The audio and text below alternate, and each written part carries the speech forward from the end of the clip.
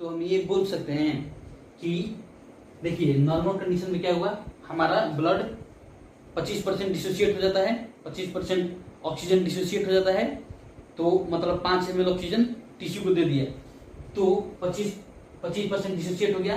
तो अभी जो हमारा हीमोग्लोबिन है वो कितने परसेंट ऑक्सीजन से सैचुरेटेड है, 25 तो डिसोसिएट हो गया, पहले 100 था एल्कोलाई पे, टिश्यू पे आके नॉर्मल कंडीशन में 25% डिसोसिएट हो गया, तो क्या 75% अभी भी हमारा जो ब्लड है उसके पास ऑक्सीजन है। हाँ, तो जब ये रिटर्न जो हवा आ रहा है टिश्यू से वापस हो गया, तो क्या हम इसे डीऑक्सीजेनेटेड ब्लड बोलते हैं।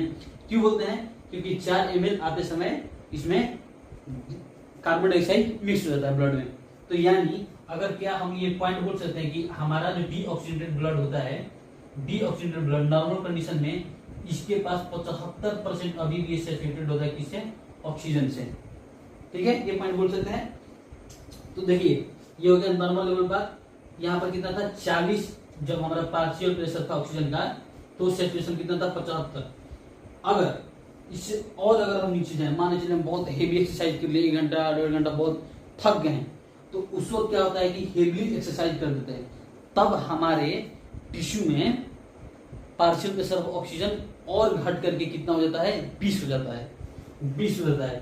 तो अगर हम यहाँ पर देखें ग्राफ के हिसाब से, तो यहाँ पर बस हीमोग्लोबिन का ऑक्सीजन के साथ कितना सिर्फ 25% ही सैचुरेशन रह जाता है, यानी 75% ये ऑक्सीजन को ट्रांसफर कर दिया टिश्यू में, मतलब 75% डिसोसिएट हो गया, ओनली 25% ये एसोसिएट रहता है।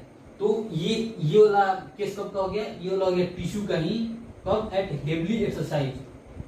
हेवली एक्सरसाइज के समय टिश्यू में ये कंडीशन होता है कि वहां पर ऑक्सीजन का परसेंटेज बहुत ज्यादा कम रहता है, 20 तक पहुंच जाता है। तो यहाँ पर ये कितना डिसोसिएट होता है, 75% डिसोसिएट होता है, तो बचता कितना है 25%। ये क्या हमें, और अगर इस हम ग्राफ को देखें ध्यान से, देखिए ये एक सिग्मॉइड कर्व बन रहा है। पहले देखिए 0 से 20 बढ़ रहा है, फिर भी चलो भाई सैचुरेशन बढ़ रहा है, पहले 20 पर था तो 25% सैचुरेट था, जब 30 हुआ इसका पार्शियल प्रेशर तो सैचुरेशन हो गया 50, 40 हुआ तो 75, अब यहाँ से देखिए कितना धीरे हो रहा है, 40 से 100 गया, तब जाके 75 से 100 के आसपास गया।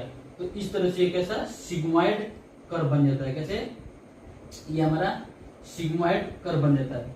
ठीक है, और तो वो हम क्या देखेंगे, हाँ, तो इसमें हम 2-4 पॉइंट याद रख सकते हैं क्या। पहले तो एक बार फिर से रिकैप मारते हैं, देखिए क्या होता है। पहले हम देखेंगे टिश्यू एल्वोलाई पर, लंग्स में, तो एल्वोलाई पर पार्शियल प्रेशर ऑफ ऑक्सीजन होता है